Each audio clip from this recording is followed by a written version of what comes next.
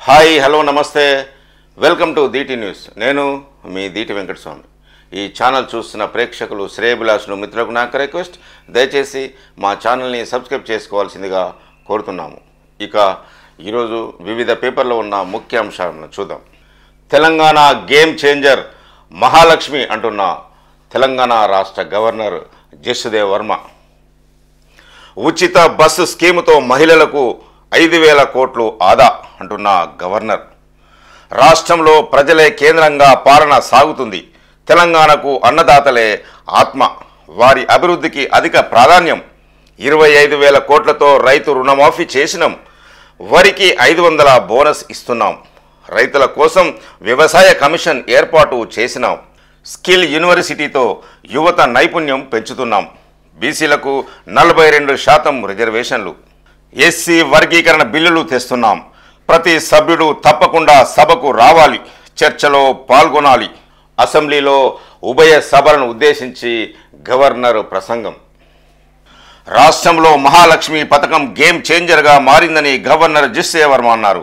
మహిళలకు ఉచిత బస్సు ప్రయాణం కల్పిస్తున్నామని, ఇప్పటి వరకు 149.63 కోట్ల ఉచిత బస్సు ట్రిప్పులను కల్పించామని తెలిపారు. మహాలక్ష్మి పథకం ద్వారా మహిళలకు కొన్ని కోట్ల ఆదా అయిందని వెల్లడించారు. ఇందిరా మహిళా శక్తి మిషన్ పాలసీ ద్వారా 1,00,000 కోట్ల ఆర్థిక సహాయం చేయడమే లక్ష్యంగా పెట్టుకున్నామని తెలిపారు. రాష్ట్రంలో ప్రజలే కేంద్రంగా పాలన సాగుతుందని చెప్పారు.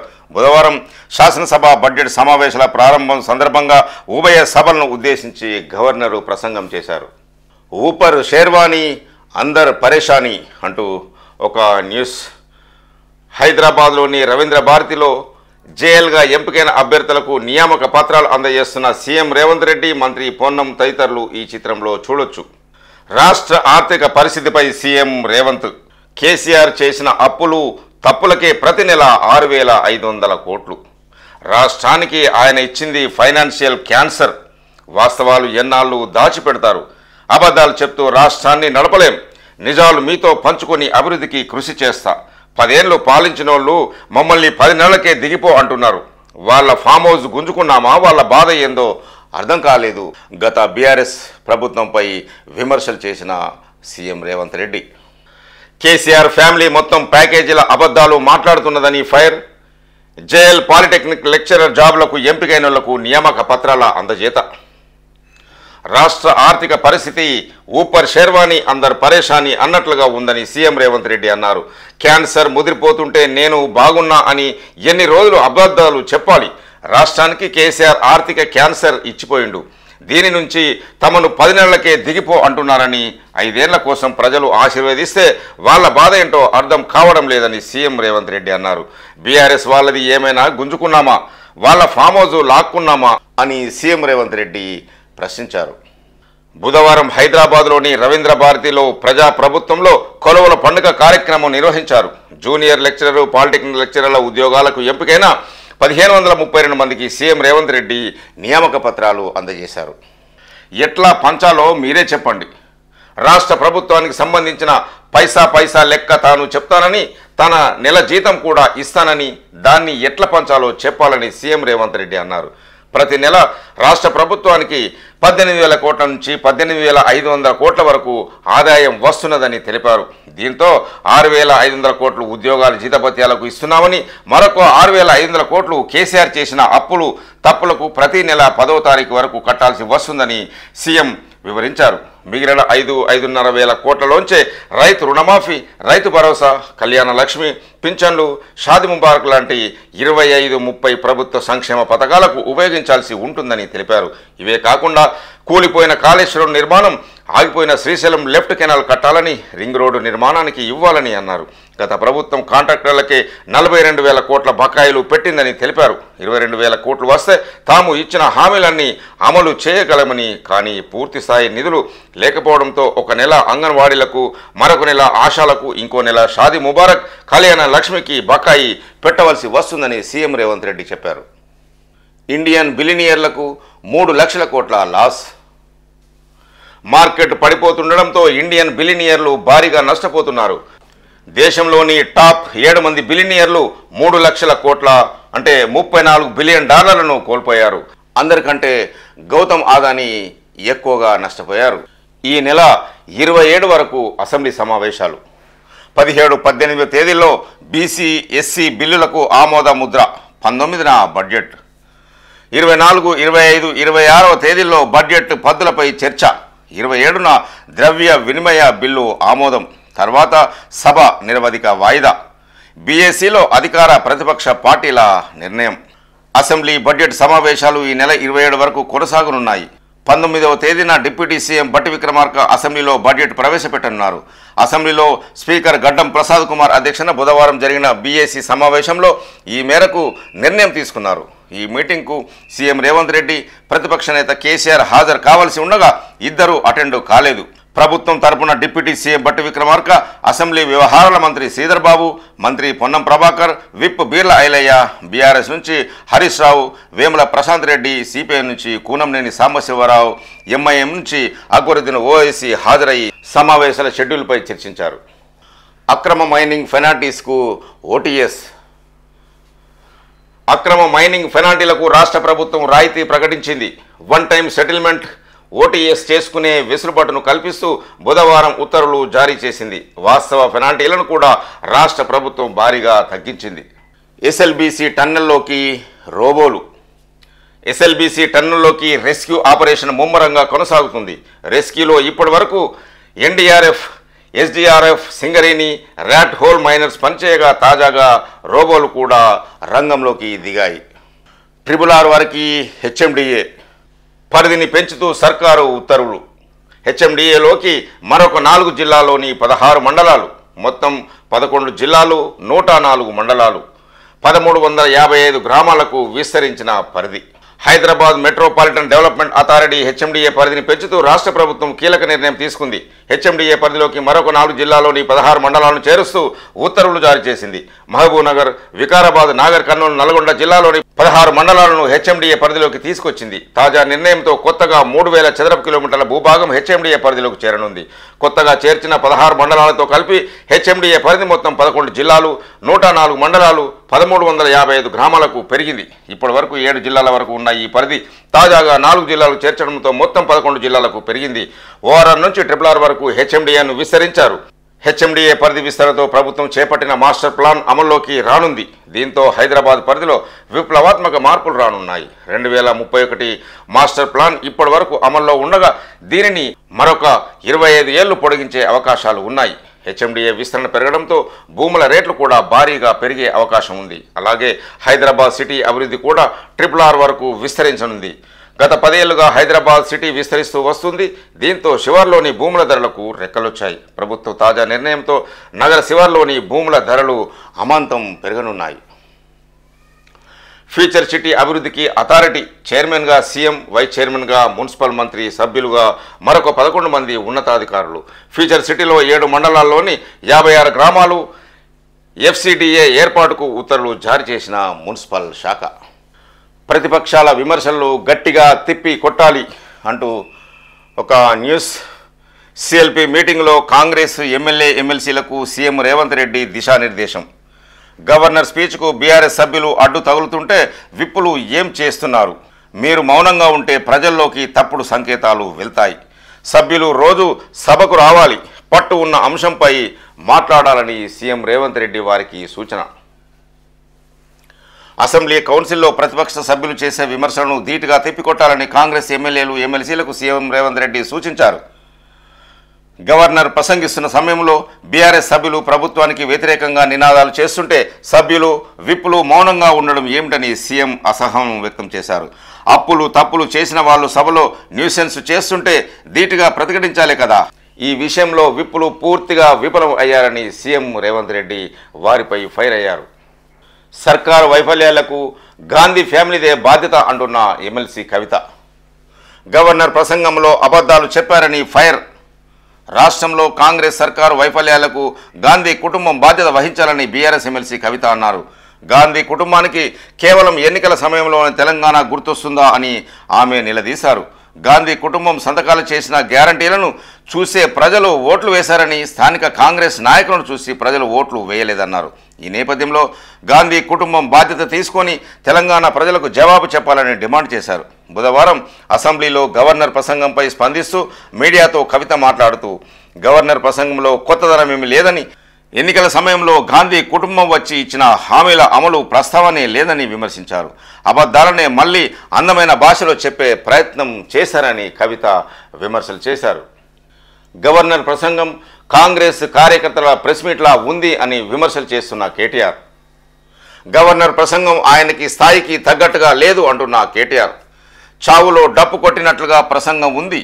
గవర్నరు కాంగ్రెస్ సర్కారు మోసం చేసింది, ప్రభుత్వానికి విజన్ లేదు, అంతటా 20% కమిషన్ నడుస్తుందని ఫైర్ అయిన కేటీఆర్, అసెంబ్లీలో గవర్నర్ ప్రసంగం ఆయన స్థాయికి తగ్గట్టుగా లేదని, గాంధీ భవన్లో కాంగ్రెస్ కార్యకర్త ప్రెస్ మీట్ లాగా ఉందని బీఆర్ఎస్ వర్కింగ్ ప్రెసిడెంట్ కేటీఆర్ అన్నారు. కాంగ్రెస్ సర్కార్ గవర్నర్తో అబద్ధాలు, అర్ధ సత్యాలను చెప్పించి ఆయన స్థాయిని దిగజార్చిందని విమర్శించిన కేటీఆర్, గవర్నర్ ప్రసంగం పెళ్లి చావులో డప్పు కొట్టినట్టుగా ఉంది అని కేటీఆర్ అన్నారు.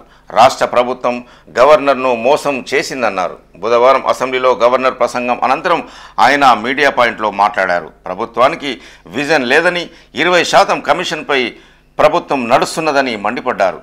దేశంలోని ఏ రాష్ట్ర సచివాలయంలో జరగని ఘోర సంఘటన ఇక్కడి సచివాలయంలో జరిగిందని, 20% కమిషన్ లేకుంటే బిల్లులు ఇవ్వట్లేదంటూ కాంట్రాక్టర్లు డిప్యూటీ సీఎం బట్టి విక్రమార్క ఛాంబర్ ముందే ధర్నా చేశారని కేటీఆర్ అన్నారు. కాంగ్రెస్ ఇచ్చిన 420 హామీలు, 6 గ్యారెంటీలపై ప్రసంగంలో స్పష్టతనిస్తారని ఆశించిన అలాంటిదేమీ జరగలేదు అన్నారు. కాంగ్రెస్ సర్కారు వైఫల్యంలో రైతులు హరిగోస పడుతున్నారని, 480 మంది రైతులు ఆత్మహత్య చేసుకున్నా కానీ గవర్నర్ ప్రసంగంలో ఆ కుటుంబాలకు భరోసానిచ్చే ఒక్క మాట కూడా లేదన్నారు. రుణమాఫీ ఎక్కడ 25 నుంచి 30% కూడా పూర్తి కాలేదని, దానిపైన అబద్ధాలు చెప్పించారని మండిపడ్డారు. రైతు బంధు సాయం అందకముందే రైతులకు, రైతు కూలీలకు ఏటా 12,000 ఇస్తామని చెప్పించారని, కేసీఆర్పై గుడ్డి దేశంతో మేడిగడ్డ బ్యారేజీని 15 నెలల నుంచి రిపేర్ చేయకుండా ఎండబెట్టడంతో గోదావరి బేసిన్లో పంటలు ఎండిపోతున్నాయన్నారు. రేవంత్ చేతగానితనంతో లక్షలాది ఎకరాల్లో పంటలు ఎండిపోతున్నాయని కేటీఆర్ అన్నారు. రైతులు పొలాల్లో గొర్రెలు బర్రెలు మేపుతున్నారన్నారు. కులగణన పేరుతో బీసీలను మోసం చేశారన్నారు. దానిని ప్రశ్నించిన కాంగ్రెస్ ఎమ్మెల్సీని సస్పెండ్ చేశారని విమర్శలు చేశారు. కేటీఆర్ను అసెంబ్లీకి రానివద్దు అంటున్న పెద్దపల్లి ఎంపీ గడ్డం వంశీ, ఢిల్లీలో కాంగ్రెస్ ఎంపీలు ఫైర్, రాష్ట్రాన్ని అభివృద్ధి చేస్తుంటే విమర్శలు చేయడం సరికాదని వ్యాఖ్య. కేటీఆర్ను అసెంబ్లీ సమావేశాల నుంచి బహిష్కరించాలని కాంగ్రెస్ ఎంపీలు డిమాండ్ చేశారు. అసెంబ్లీ సీఎం రేవంత్ రెడ్డిని ఉద్దేశిస్తూ కించపరిచేలాగా కామెంట్ చేసిన కేటీఆర్పై చర్యలు తీసుకోవాలని అసెంబ్లీ వ్యవహారాల శాఖ మంత్రి శ్రీధర్ బాబును కోరారు. ఢిల్లీలోని తెలంగాణ భవన్లో కాంగ్రెస్ ఎంపీలు మల్లు రవి, గడ్డం వంశీకృష్ణ, రఘురామరెడ్డి, చామల కిరణ్ కుమార్ రెడ్డి బుధవారం మీడియాతో మాట్లాడారు. గవర్నర్ ప్రసంగాన్ని కేటీఆర్ అవమానించాడని, ప్రజాస్వామ్య విధానాలతో తుంగలో తొక్కుతున్నాడు, పాత రోజుల్లో ధరలు ప్రదర్శించినట్లు అహంకారపూరితంగా అసెంబ్లీలో వ్యవహరిస్తున్నాడని, బంగారు తెలంగాణ లక్ష్యంగా పనిచేస్తున్న కాంగ్రెస్ ప్రభుత్వంపై 14 నెలలుగా బీఆర్ఎస్ విమర్శలు చేస్తుందని ఎంపీలు కేటీఆర్పై విమర్శలు చేశారు. అసెంబ్లీని 20 రోజులు నడపాలి అంటున్న ఎమ్మెల్యే హరీష్ రావు, ప్రశ్న పత్రాలు లీక్ అయినట్లు అసెంబ్లీ బిజినెస్ ముందే లీక్ చేశారు అంటున్న హరీష్, ఏపీ నీళ్లు తరలించుకుపోతుంటే సర్కారు చోద్యం చూస్తున్నదని ఫైర్. బీఎస్సీ మీటింగ్ తర్వాత బీఆర్ఎస్లో చిట్ చాట్, అసెంబ్లీ సమావేశాలు కనీసం 20 రోజులన్నా నడపాలని మాజీ మంత్రి బీఆర్ఎస్ ఎమ్మెల్యే హరీష్ రావు అన్నారు. ప్రశ్న పత్రాలు లీక్ అయినట్లు అసెంబ్లీ బిజినెస్ ముందే లీక్ అవడం దారుణమని, దానిపై అభ్యంతరం తెలిపామని చెప్పారు. అసెంబ్లీలో బీఎస్సీ సమావేశం అనంతరం బీఆర్ఎస్ ఎల్పీలో ఆయన మీడియాతో బుధవారం చిట్ చాట్ చేశారు. ప్రతిపక్షాలకు మైక్ ఇవ్వొద్దంటూ సీఎం స్పీకర్ను బుల్డోజు చేస్తున్న విషయాన్ని బీఎస్సీలో లేవనెత్తామన్నారు. సంఖ్యాబలాన్ని బట్టి బీఆర్ఎస్ సభ్యులు మాట్లాడేందుకు టైం ఇవ్వాలని బీఎస్సీలో కోరాం. సుంకిశాల పెద్దవాగు ప్రాజెక్టు కొట్టుకుపోవడం, పట్టెం పంపౌజు మునిగిపోవడం, ఎస్ఎల్బీసీ ప్రమాదం వంటి ఘటనలపై అసెంబ్లీలో చర్చించాలి. మంత్రులు కూడా సభకు ప్రిపేర్ అయి రావాలి. కృష్ణానది జలాల వినియోగంలో రాష్ట్ర ప్రభుత్వం విఫలమైంది, దానిపై సభలో చర్చించాలి. ఏపీ సర్కారు నీళ్లు తరలించుకుపోతుంటే తెలంగాణ సర్కారు చోద్యం చూస్తున్నదని హరీష్ రావు అన్నారు. బిల్లులు చెల్లింపులకు 20% కమిషన్ అడుగుతున్నారని, దానిపై అసెంబ్లీలో చర్చించాలి. 6 గ్యారంటీలు, ఎల్ఆర్ఎస్ ఉచిత హామీ చర్చించాలి. కాళేశ్వరం ప్రాజెక్టు కూలిన పిల్లలను కావాలనే నిర్లక్ష్యం చేస్తున్నారు. వెంటనే దానిని పునరుద్ధరణ చేయాలని మాజీ మంత్రి ఎమ్మెల్యే హరీష్ రావు అన్నారు. 7 నెలల తర్వాత అసెంబ్లీకి కేసీఆర్. నిరుడు జూలై బడ్జెట్ సమావేశాలకు హాజరు. మళ్ళీ ఇప్పుడే 40 నిమిషాలకు పైగా సభలో ఉన్న బీఆర్ఎస్ చీఫ్ మాజీ సీఎం కేసీఆర్ దాదాపు 7 నెలల తర్వాత అసెంబ్లీకి వచ్చారు. నిరుడు జూలై 24లో బడ్జెట్స్ ప్రవేశపెట్టినప్పుడు అసెంబ్లీకి వచ్చిన కేసీఆర్ మళ్ళీ బుధవారం సభలో అడుగుపెట్టారు. ఇన్నాళ్లు ఫామ్ హౌస్కే పరిమితమైన కేసీఆర్ కీలకమైన బిల్లుల చర్చ సందర్భంగా కూడా అసెంబ్లీకి రాలేదు. తాజాగా మళ్ళీ బడ్జెట్ సమావేశాల సందర్భంగా గవర్నర్ ప్రసంగానికి ఆయన వచ్చారు. ఉదయం 10 గంటలకు అసెంబ్లీకి చేరుకున్న ఆయనకు పార్టీ ఎమ్మెల్యేలు, ఎమ్మెల్సీలు స్వాగతం పలికారు. అనంతరం అసెంబ్లీలోని బీఆర్ఎస్ఎల్పీ ఆఫీసులో పార్టీ సభ్యులతో సమావేశమై సభలో అనుసరించాలన్న వ్యూహాలపై దిశానిర్దేశం చేశారు. ఇక గవర్నర్ ప్రసంగ సమయంలో 40 నిమిషాలకు పైగా ఆయన సభలో గడిపారు. అనంతరం నిర్వహించిన ప్రతిపక్ష నేత హోదాలో బీఏసీ మీటింగ్కు హాజరు కావాల్సి ఉన్నా కేసీఆర్ వెళ్ళలేదు. సభ పూర్తి కాగానే ఆయన నందినగర్లోని తన నివాసానికి చేరుకున్నారు. కేసీఆర్ అసెంబ్లీకి వస్తే హడావిడి ఎందుకు అంటున్న మంత్రి కోమటిరెడ్డి వెంకటరెడ్డి. బీఆర్ఎస్ ఎమ్మెల్యేలపై మంత్రి కోమటిరెడ్డి విమర్శలు.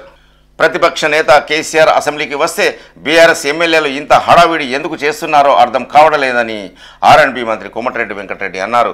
కేసీఆర్ గతంలో ఒక పాస్పోర్ట్ దొంగ అని, తాను వాళ్లకు గుర్తు చేయదలుచుకున్నానని ఘాటుగా కమెంట్ చేశారు. తెలంగాణ ఇచ్చిన తర్వాత కేసీఆర్ కుటుంబంతో సహా వెళ్లి సోనియా గాంధీతో ఫోటోలు దిగింది వాస్తవం కాదా అని కోమటిరెడ్డి ప్రశ్నించారు. తెలంగాణ కోసం తాను మంత్రి పదవిని త్యాగం చేస్తే పొన్నం ప్రభాకర్తో పాటు మిగతా ఎంపీలు ఢిల్లీలో కాంగ్రెస్పై ఒత్తిడి చేశారని కోమటిరెడ్డి అన్నారు. బుధవారం అసెంబ్లీ లాబీలోని తన ఆఫీసులో మంత్రి చిట్చాట్ చేశారు. ఎస్ఎల్బీసీ టన్నెల్ దగ్గర ప్రస్తుత పరిస్థితి ఎమోషనల్గా ఉందన్నారు. తాను ఏదైనా మాట్లాడితే కొంతమంది ట్రోల్ చేస్తున్నారని, వాటిని పట్టించుకోవాల్సిన అవసరం లేదన్నారు. సోషల్ మీడియాలో కాంగ్రెస్పై బీఆర్ఎస్ విష ప్రచారం చేస్తుందన్నారు. ఇందుకోసం గత 10 ఏళ్లు సంపాదించిన అవినీతి సొమ్మును ఖర్చు చేస్తుందన్నారు. 18 నెలల్లో ఉప్పల్ నారపల్లి ఫ్లైఓవర్ పూర్తి చేస్తామని, రాబోయే 2 ఏళ్లలో వరంగల్లో ఫ్లైట్ ఎగురుతుందని మంత్రి కోమటిరెడ్డి తెలియజేశారు. ఇందిరా, రాజీవ్ గాంధీ విగ్రహాలపై చేయేసి చూడండి, మేమేందో తడాకా చూపిస్తాం అంటున్న పిసిసి చీఫ్ మహేష్ కుమార్ గౌడ్. మా కార్యకర్తలు బట్టలు ఊడదీసి కొడతారు. కేటీఆర్కు పిసిసి చీఫ్ మహేష్ గౌడ్ హెచ్చరిక. కాంగ్రెస్ లీడర్ల సహనాన్ని పరీక్షించొద్దు, బీఆర్ఎస్లో పోకిరి ఎమ్మెల్యేలు ఉన్నారు అంటున్న పిసిసి చీఫ్ మహేష్. ఇందిరాగాంధీ, రాజీవ్ గాంధీ విగ్రహాలపై చేయేస్తే కాంగ్రెస్ కార్యకర్తలే బట్టలు ఊడదీసి కొడతారని కేటీఆర్కు PCC chief Mahesh Kumar Goud warning ఇచ్చారు. రెచ్చగొట్టేలా కామెంట్ చేస్తూ తమ పార్టీ కార్యకర్తల సహనాన్ని పరీక్షించొద్దని సూచించారు. 3 ఏళ్ల తర్వాత బీఆర్ఎస్ అధికారంలోకి రాగానే కాంగ్రెస్ తల్లిని, రాహుల్ గాంధీ తండ్రిని మూటగట్టి గాంధీ భవన్కు పంపిస్తామని కేటీఆర్ చేసిన కామెంట్లకు మహేష్ గౌడ్ స్ట్రాంగ్ కౌంటర్ ఇచ్చారు. అసెంబ్లీ మీడియా పాయింట్లో ఆయన మాట్లాడుతూ సీఎం రేవంత్ రెడ్డిపై కామెంట్ చేసే అర్హత కేటీఆర్కు లేదని, తెలంగాణ ప్రజలు ఇప్పటికే బీఆర్ఎస్ పార్టీని మొత్తాన్ని సై మీద పడుకోబెట్టారని, అధికారం కోల్పోయిన కేటీఆర్, అతని ఫ్యామిలీ మెంబర్ల అహంకారం మాత్రం తగ్గలేదన్నారు. గవర్నర్ కూడా కేటీఆర్ అవమానిస్తున్నాడని, ఆయన ప్రసంగాన్ని ఉద్దేశిస్తూ కేటీఆర్ చిన్నపిల్లాడిలాగా కామెంట్ చేస్తున్నాడని, సభలో గవర్నర్ ఎలా మాట్లాడుతారనేది కనీస ఇంగిత జ్ఞానం కూడా బీఆర్ఎస్ పార్టీ ఎమ్మెల్యే కేటీఆర్కు లేదని పిసిసి చీఫ్ మహేష్ గౌడ్ హెచ్చరిక చేశారు. గతంలో మహిళా గవర్నర్తో బీఆర్ఎస్ ఎమ్మెల్యేలు ఎలా బిహేవ్ చేశారో తెలంగాణ ప్రజలంతా చూశారు. బీఆర్ఎస్లో పోకిరి ఎమ్మెల్యేలు ఉన్నారు. ఆ అలవాటుతోనే ఇలా కించపరిచే వ్యాఖ్యలు చేస్తున్నారని పిసిసి చీఫ్ మహేష్ గౌడ్ విమర్శలు చేశారు. సినీ అవార్డులను వివాదం చేయొద్దు అంటున్న ఎఫ్డీసీ చైర్మన్ దిల్రాజు. 10 ఏళ్ల తర్వాత ప్రభుత్వం అధికారికంగా పురస్కారాలు ఇస్తున్నది అంటున్న దిల్రాజు. వచ్చే నెలలో గద్దర్ అవార్డుల ప్రధానోత్సవం, నంది అవార్డుల గైడ్లైన్స్లో కొన్ని మార్పులు చేశామన్న ఎఫ్డీసీ చైర్మన్ దిల్రాజు. సినిమా అవార్డుల అంశాన్ని వివాదం చేయొద్దని ఫిల్మ్ డెవలప్మెంట్ కార్పొరేషన్ చైర్మన్, నిర్మాత దిల్రాజు అన్నారు. ప్రతి ఒక్కరూ పాజిటివ్గా తీసుకొని కార్యక్రమాన్ని విజయవంతం చేయాలని కోరారు. అప్పుడే ప్రతి ఏటా అవార్డుల ప్రోగ్రాం సక్సెస్ అవుతుందని ఆశాభావం వ్యక్తం చేశారు. మాసబ్ ట్యాంక్లోని ఎఫ్డీసీ ఆఫీసులో బుధవారం దిల్రాజు మీడియాతో మాట్లాడుతూ గద్దర్ అవార్డుల గైడ్లైన్స్ కోసం డైరెక్టర్లు నిర్మాతలతో కలిసి కమిటీ ఏర్పాటు చేసింది. గైడ్లైన్స్ ఖరారయ్యాయి. నంది అవార్డులకు ఉన్న గైడ్లైన్స్లోని కొన్ని మార్పులు చేర్పులు చేశాం. నిరుడుకు సంబంధించిన అవార్డులను వారంలోగా జ్యూరీ కమిటీ ఫైనల్ చేస్తుంది. వచ్చే నెలలో Gaddar Telangana film award GTFA ప్రధానోత్సవ కార్యక్రమం ఉంటుంది. తెలంగాణ ఏర్పడ్డాక మొదటిసారి రాష్ట్ర ప్రభుత్వం అధికారికంగా అవార్డులు ఇస్తుంది. దీన్ని ఎవరు వ్యతిరేకించొద్దు. గద్దర్ అవార్డు నమూనా కూడా రెడీ అవుతుంది. త్వరలో ఫైనల్ అవుతుంది. ఈ అవార్డులు ఎవరికైనా ఇవ్వచ్చు. ఫిలిం ఛాంబర్ ఇస్తే మాకేం అభ్యంతరం లేదు అని దిల్రాజ్ అన్నారు. పైడి జయరాజ్, కాంతారావు పేరుతో కూడా పురస్కారాలు ఇస్తామని తెలిపారు. మొత్తం 11 కేటగిరీలో అవార్డులు ఇస్తున్నాం. 22 పురస్కారాలను వ్యక్తిగత కేటగిరీలో అందజేస్తున్నాం. ఉర్దూ సినిమాలను ప్రోత్సహించేందుకు కూడా ఒక అవార్డు కేటాయించాం. 2014 నుంచి 2023 వరకు ఏడాదికి ఒక సినిమా చొప్పున గద్దర్ అవార్డును ప్రకటిస్తాం. సింహ అవార్డుల దరఖాస్తుదారులకు డబ్బు తిరిగి ఇచ్చేస్తాం అని ఎఫ్డీసీ చైర్మన్ దిల్రాజ్ అన్నారు. మేడిగడ్డ సందర్శనకు అనుమతి అవసరమా? నిషేధిత ప్రాంతమని తెలిపే కేంద్ర నోటిఫికేషన్ సమర్పించండి. రాష్ట్ర ప్రభుత్వానికి హైకోర్టు ఆదేశం. మేడిగడ్డ బ్యారేజీని సందర్శించడానికి అనుమతులు అవసరమా అంటూ రాష్ట్ర ప్రభుత్వాన్ని హైకోర్టు బుధవారం ప్రశ్నించింది. ఒకవేళ అనుమతులు అవసరం అనుకుంటే దానికి సంబంధించిన ఉత్తర్వులు ఎక్కడ ఉన్నాయో చెప్పాలని స్పష్టం చేసింది. ఒక ప్రాంతాన్ని నిషేధిత జాబితాగా ప్రకటించాలంటే కేంద్ర ప్రభుత్వం నోటిఫికేషన్ జారీ చేయాల్సి ఉందని, మేడిగడ్డకు సంబంధించి అలాగే కేంద్రం జారీ చేసిన నోటిఫికేషన్ను సమర్పించాలని ఆదేశించింది. దీంతో పాటు ఈ కేసులో నమోదు చేసిన 8 మంది సాక్షుల వాంగ్మూలాలను సమర్పించాలని కోరుతూ విచారణను 18కి వాయిదా వేసింది.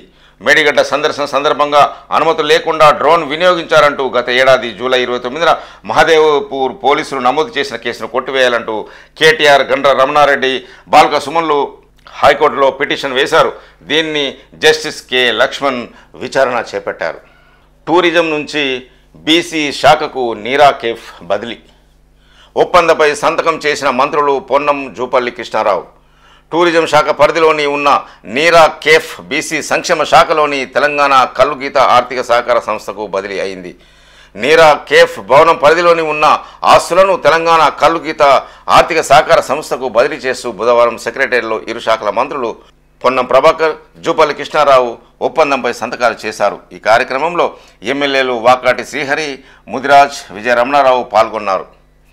కేఫ్ను టూరిజం నుంచి బీసీ సంక్షేమ శాఖకు బదిలీ చేయాలని పలుసార్లు టూరిజం శాఖ మంత్రి జూపల్లి కృష్ణారావుతో బీసీ సంక్షేమ శాఖ మంత్రి పొన్నం ప్రభాకర్ చర్చలు జరిపారు. తాజా నిర్ణయంతో ఇప్పటిదాకా టూరిజం శాఖ పరిధిలో ఉన్న నీరా కేఫ్ ఇక నుంచి కల్లుగీత ఆర్థిక సహకార సంస్థ ఆధ్వర్యంలో నడవనుంది. ఢిల్లీకి సీఎం రేవంత్ రెడ్డి ఢిల్లీ చేరుకున్నారు. గురువారం ఉదయం విదేశాంగ మంత్రి జయశంకర్తో రేవంత్ రెడ్డి సమావేశం కానున్నట్లు తెలుస్తుంది. ఫోన్ ట్యాపింగ్ కేసుపై చర్చించేందుకు సీఎం ఆకస్మికంగా ఢిల్లీ వెళ్ళినట్లు సమాచారం. ఈ కేసులో పలువురు కీలక నిందితులు విదేశాల్లో తలదాచుకుంటుండగా వారిని ఎలాగైనా స్వదేశానికి రప్పించాలని ప్రభుత్వం భావిస్తుంది. ఆయా దేశాల విదేశాంగ శాఖలతో మాట్లాడి నిందితులను ఇక్కడికి రప్పించాలని సీఎం కేంద్ర మంత్రి జయశంకర్కు విజ్ఞప్తి చేయనున్నారని సమాచారం. పార్టీ పెద్దలను కూడా కలిసి మంత్రివర్గ విస్తరణ, నామినేట్ పోస్టులపై చర్చించే అవకాశం ఉంది. హ్యాకర్ల చేతుల్లోకి వాట్సాప్. స్మార్ట్ ఫోన్లలో చొరబడుతున్న హ్యాకర్స్ కొరియర్ డెలివరీ పేర్లతో కాల్స్, కోడ్ పంపిన ఓటీని అడుగుతున్నారు. వాట్సాప్ క్రియేట్ చేసుకొని ఫోన్లోని కాంటాక్టులకు మెసేజ్లు, ఎమర్జెన్సీ పేరుతో డబ్బులు రిక్వెస్ట్ చేస్తూ ఆన్లైన్ దోపిడీ. వాట్సాప్లో సెక్యూరిటీ తప్పనిసరి, సైబర్ క్రైమ్ పోలీసులు. వాట్సాప్ను సైబర్ నేరగాళ్లు టార్గెట్ చేశారు. స్మార్ట్ ఫోన్లలో చొరబడి అందులోని వాట్సాప్ను తమ చేతుల్లోకి తీసుకుంటున్నారు. ఫోన్ కాంటాక్ట్ నంబర్లతో సైబర్ నేరాలకు పాల్పడుతున్నారు. హ్యాక్ చేసిన నంబర్తో డీపీ ఫిక్స్ చేస్తున్నారు. కాంటాక్ట్లోని వారికి ఎలాంటి అనుమానం రాకుండా ప్రొఫైల్ క్రియేట్ చేస్తున్నారు. అత్యవసరంగా డబ్బులు కావాలని వాట్సాప్లో మెసేజ్లు పంపిస్తున్నారు.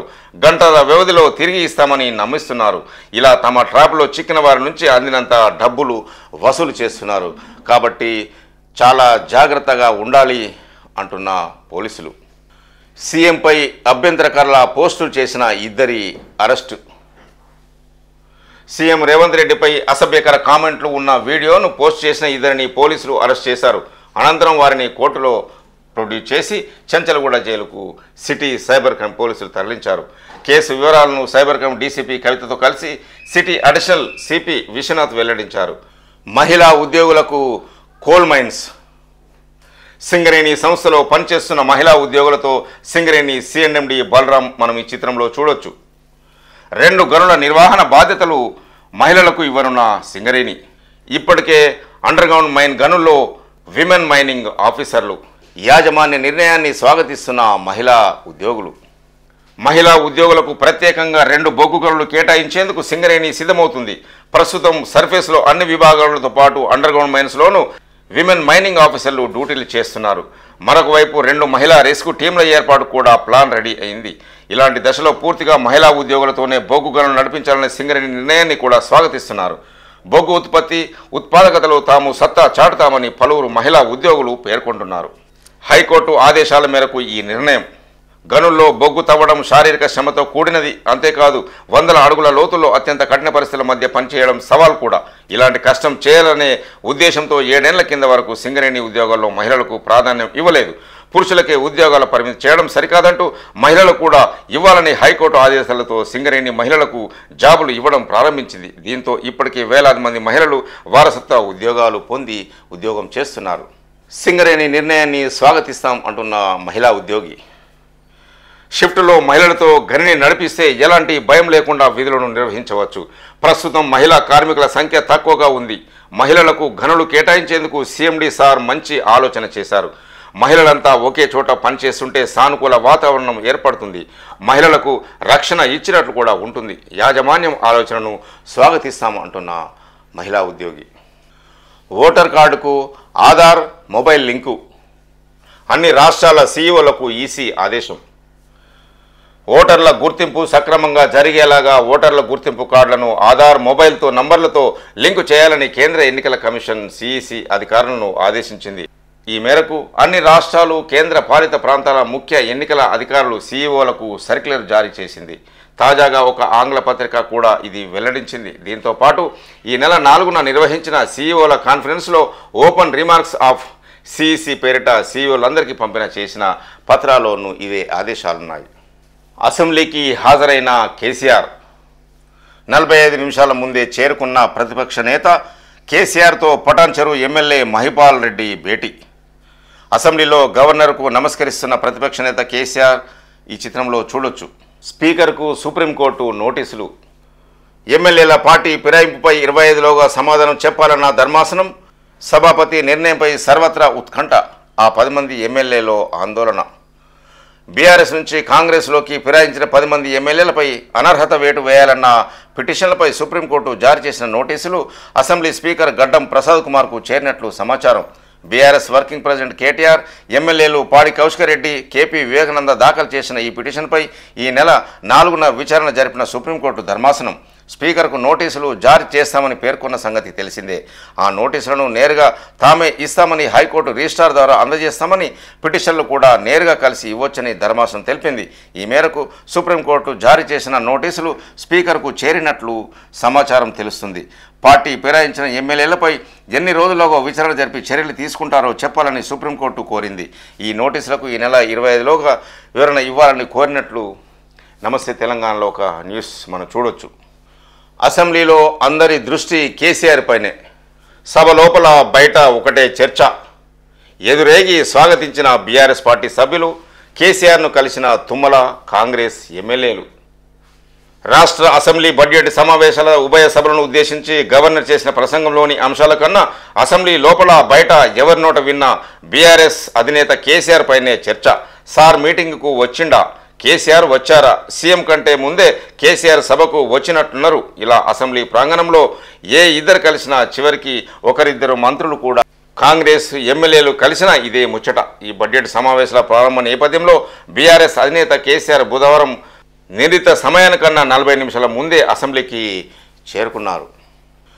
గవర్నర్ ప్రసంగమా, గాంధీ భవన్ ప్రెస్ మీటా అంటూ విమర్శలు చేస్తున్న కేటీఆర్ 420 హామీలపై కొత్త ముచ్చటే లేదు.